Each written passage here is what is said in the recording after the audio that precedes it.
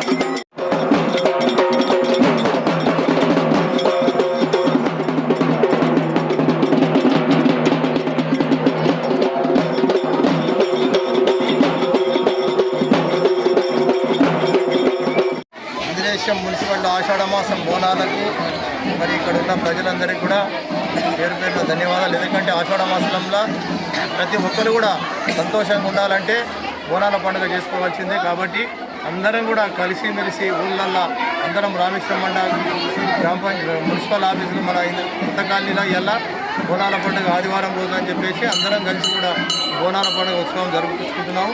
కాబట్టి పోచమ్మ పండుగ ఇది మరి 16 తారీఖు నాడు మన దుర్గమాత విగ్రహాల ప్రతిష్ట ఉన్నది.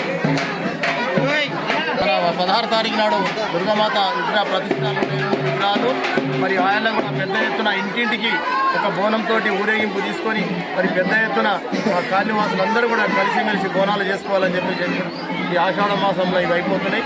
శ్రావణంలో 16 తారీఖు నాడు చేసుకుంటాం. కాబట్టి అందరినీ కూడా భగవంతుడు సరళంగా చూడాలని చెప్పి కూడా కోరుకుంటూ నాకు ఈ అవకాశం ఇచ్చినందుకు అందరికీ కూడా ధన్యవాదాలు.